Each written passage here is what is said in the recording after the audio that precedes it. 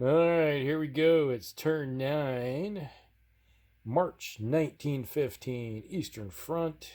And all the Germans did was plug a hole that they had over here, move some fresh troops in here. They seem to be throwing more troops onto the Eastern Front right now because it seemed like the Russians are more of a problem at the moment. And the Austrians, they moved troops up, forming a new line, filled some gaps in here with some reinforcements just to basically stem the tide of the Russians and hold them off for a little bit.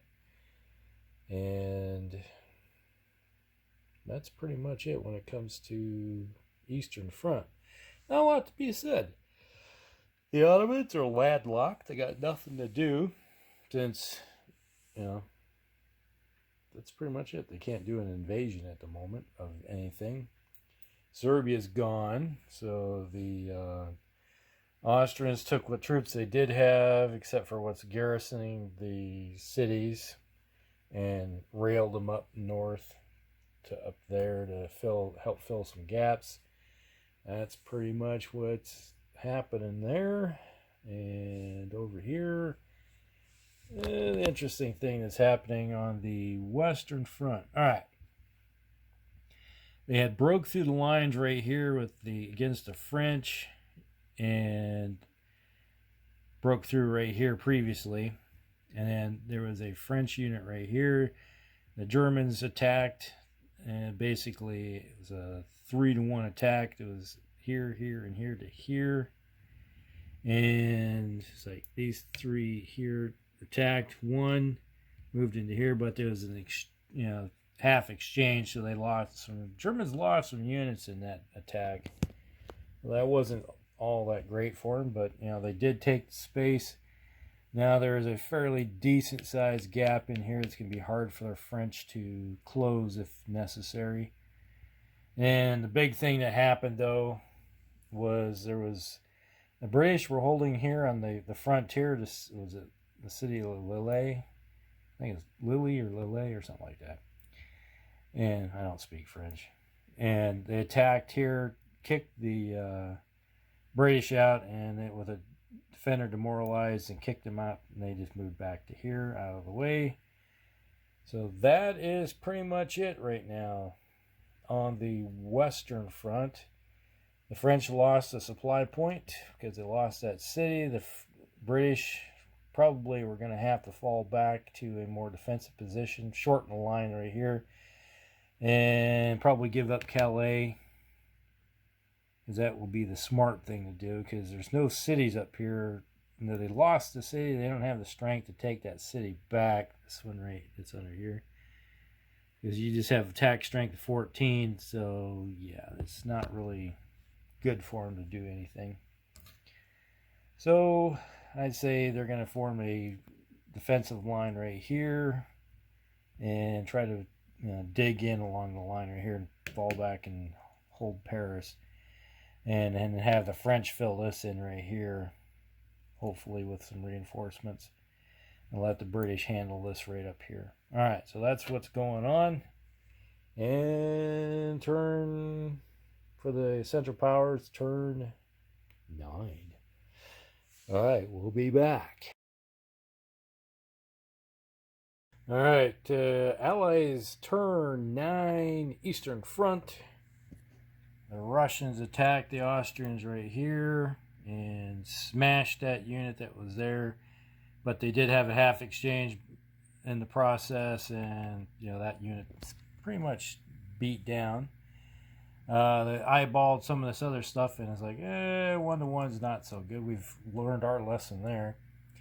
They did attack here, hit the fort of Königsberg, and there was, let's just say not so good for either side there. But, there's still some units left fighting it out. Attacking a fort at -2, not so great. You have problems. And everywhere else, they decided at the moment, maybe we should dig in. So, there you go. I need to throw out some entrenchment stuff there, but at the moment, that's what's looking right there. Nothing going on around here. Yep. They're still parked there. Can't go anywhere. It's like, why would you declare war other than sucking your troops over into the boxes over there? I don't know. But the Ottomans are looking like, hey, we can do it.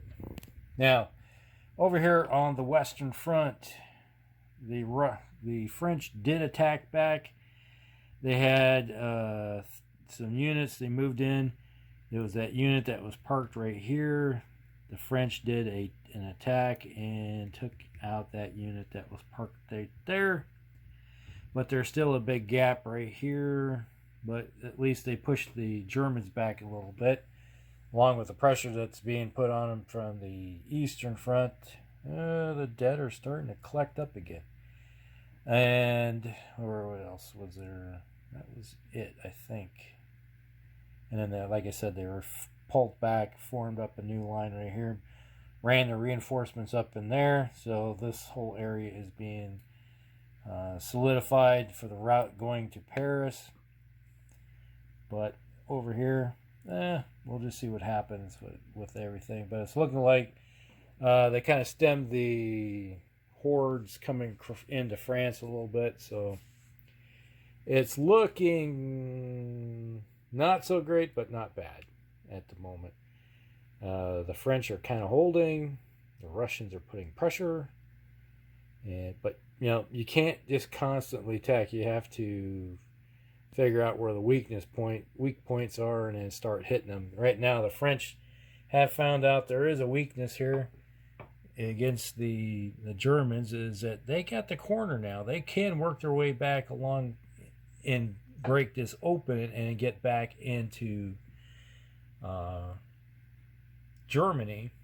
And there's an open fort right there, but you can only do so much. You crack the hole, now you got to make your way in there, but that gives the Germans time to, plug those holes themselves with some reinforcements.